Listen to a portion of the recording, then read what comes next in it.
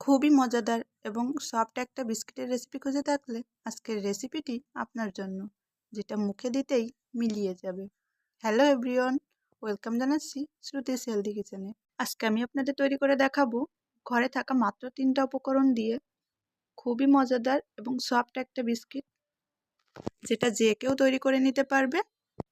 আর এই উপকরণগুলোও কিন্তু আমাদের প্রত্যেকের বাসাতেই থাকে। চলুন তাহলে ভিডিওটি শুরু করা যাক। বিস্কিট তৈরি করার জন্য প্রথমেই আমি একটা পাত্রে নিয়ে নিচ্ছি 1 কাপ পরিমাণে ময়দা। আপনারা চাইলে ময়দার পরিবর্তে আটাও দিতে পারেন, তবে ময়দা দিলে বিস্কিটটা খেতে একটু বেশি মজা হয়ে থাকে। আর দিয়ে দিলাম 1/2 কাপ পরিমাণে চিনি। চিনিটা আমি একটু গুঁড়া করে নিয়েছি।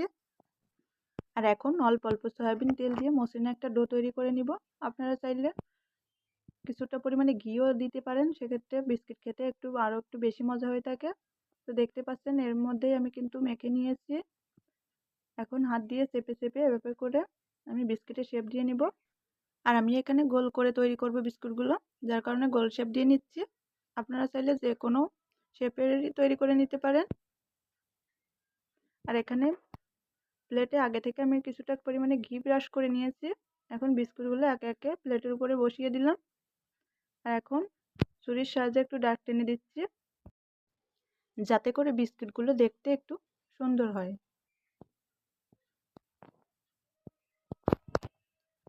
তো আমি সবগুলো বিস্কিটের উপরে দাগ টেনে নিয়েছি।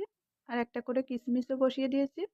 আর এদিকে চুলায় একটা পাত্র বসিয়ে আমি আগে থেকেই প্রিহিট করে নিয়েছি 5 মিনিট। আর একটা স্ট্যান্ডও বসিয়ে দিয়েছি। এখন স্ট্যান্ডের উপরে বিস্কিটের প্লেটটা বসিয়ে ঢাকা দিয়ে ঢেকে চুলার আঁচ মিডিয়াম টু লো হিটে রেখে আমি 30 থেকে 35 মিনিট বেক করে নিয়েছি। আপনাদের ক্ষেত্রে সময়টা কম বেশি লাগতে পারে, এটা চুলার তাপমাত্রার উপরেই নির্ভর করে। এখন আমি চুলা থেকে নামিয়ে নিয়েছি। আর এখন প্লেট থেকে উঠাবো না, পুরোপুরি ঠান্ডা করে তারপর প্লেট থেকে বিস্কুটগুলো উঠিয়ে নেব, কারণ প্রথম অবস্থায় বিস্কুটগুলো অনেকটাই নরম থাকে। আর আমি কিন্তু বিস্কুটগুলো পুরোপুরি ঠান্ডা করে নিয়েছি। আর দেখতে পাচ্ছেন বিস্কুটগুলো দেখতে কতটা লোভনীয় লাগছে, খেতেও কিন্তু খুবই মজা হয়ে থাকে। আর এখন আমি বিস্কুটগুলো একটু দেখিয়ে দিচ্ছি। দেখুন নিচ থেকেও কিন্তু খুব সুন্দরভাবে বেক হয়েছে, পুড়ে যায়নি একটুও।